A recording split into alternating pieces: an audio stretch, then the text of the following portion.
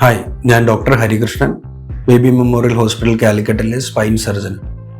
ഞാൻ ഇന്ന് നിങ്ങളുടെ അടുത്ത് പറയാൻ പോകുന്നത് സ്പൈൻ സർജറീസിലെ ഏറ്റവും ലേറ്റസ്റ്റ് ആയിട്ടുള്ള കീഹോൾ സർജറിയെ പറ്റിയാണ്. ഇതിൻ്റെ പേരാണ് UB എൻഡോസ്കോപ്പിക് സ്പൈൻ സർജറി. എന്താണ് UB എൻഡോസ്കോപ്പിക് സ്പൈൻ സർജറി? അതായത് അല്ലെങ്കിൽ അതും ബാക്കിയുള്ള കീഹോൾ സർജറീസും തമ്മിൽ എന്താ വ്യത്യാസം? ഇതിൻ്റെ വ്യത്യാസം എന്ന് പറയുന്നത്, നമുക്ക് 2 കീഹോളിലൂടെയാണ് ഈ സർജറി ചെയ്യുന്നത്. 10-15 മടങ്ങ് വലുതാക്കി കാണിക്കുന്ന സ്പെഷ്യൽ ആർത്രോസ്കോപ്പ് അല്ലെങ്കിൽ എൻഡോസ്കോപ്പ് കയറ്റിവിടാൻ വേണ്ടിയുള്ള ഒരു കീഹോള്, മറ്റൊരു കീഹോള് അതിന് തൊട്ടപ്പുറത്ത് മാറിയിട്ടുള്ള ഒരു കീഹോൾ എന്ന് വെച്ച് കഴിഞ്ഞാൽ സ്പൈനിൻ്റെ അകത്തെ, അതായത് സ്പൈനൽ കോളത്തിനകത്തെ പ്രശ്നങ്ങൾ സോൾവ് ചെയ്യാൻ വേണ്ടിയിട്ടുള്ള നൂതനമായിട്ടുള്ള ഇൻസ്ട്രുമെൻ്റ് കടത്തിവിടുന്നു. സോ ഒരു കീഹോളിനകത്തൂടെ നമ്മൾ കാണുന്നു, വേറൊരു കീഹോളിനകത്തൂടെ നമ്മൾ സർജറി ചെയ്യുന്നു. അതുകൊണ്ട് എന്താ സംഭവിക്കുന്നത്? സർജന് വേണ്ട ഏറ്റവും ഇമ്പോർട്ടൻ്റ് ആയിട്ടുള്ള 2 കാര്യങ്ങളാണ്.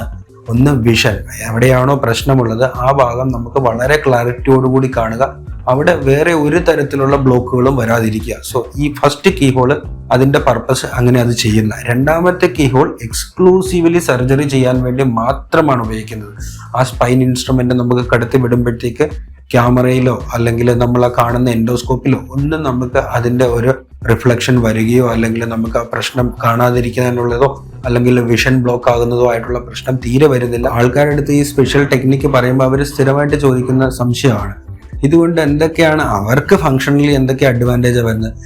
ഒരു ചെറിയ പ്രായമുള്ള ഒരാൾ, നല്ല രീതിയിൽ ജോലി ചെയ്യുന്ന ഒരാൾ, അവർക്കാണ് ഈ സർജറി ചെയ്യുന്നതെങ്കിൽ അവർക്ക് വളരെ കുറഞ്ഞ ദിവസങ്ങൾക്കുള്ളിൽ അവരുടെ ജോലിയിലോട്ട് തിരിച്ചു കയറാനും അവർക്ക് ബാക്കിയുള്ള കാര്യങ്ങൾ ചെയ്യാനുമുള്ള ആ ഫ്രീഡം അല്ലെങ്കിൽ ആ ഒരു റിക്കവറി ടൈം വളരെ കുറവാണ് ഇതിന്. അതേപോലെ തന്നെ പ്രായമുള്ള ആൾക്കാരിലാണ് ഈ സർജറി ചെയ്യുന്നതെങ്കിലോ അവർക്ക് പ്രായമുള്ള ആൾക്കാരിൽ ഡയബറ്റീസിൻ്റെ ഭാഗമായിട്ട് മുറിവുണങ്ങാനുള്ള പ്രശ്നം കാണും, അല്ലെങ്കിൽ കൂടുതൽ ബ്ലഡ് ലോസ് അല്ലെങ്കിൽ സർജറി കിടക്കയിൽ വരുന്ന ഈ രക്തത്തിൻ്റെ നഷ്ടം, അത് അവർക്ക് വളരെ കുറവായിട്ടുള്ള രീതിയിൽ ചെയ്യാൻ പറ്റുന്നു. സോ സർജറിക്ക് ശേഷം അവരുടെ കോംപ്ലിക്കേഷൻ റേറ്റ് വളരെ വളരെ വളരെ കുറയുന്നു. സോ മാക്സിമം ഫ്രീഡത്തിൽ, മാക്സിമം സേഫ്റ്റിയിൽ, മാക്സിമം വിഷനിൽ, മാക്സിമം ക്ലാരിറ്റിയിൽ ഒരു സ്പൈൻ സർജറി ചെയ്ത് തീർക്കാൻ നമ്മളെ ഈ സ്പെഷ്യൽ ഏറ്റവും ലേറ്റസ്റ്റ് ആയിട്ടുള്ള എൻഡോസ്കോപ്പിക് സർജിക്കൽ ടെക്നിക്ക് സഹായിക്കുന്നു.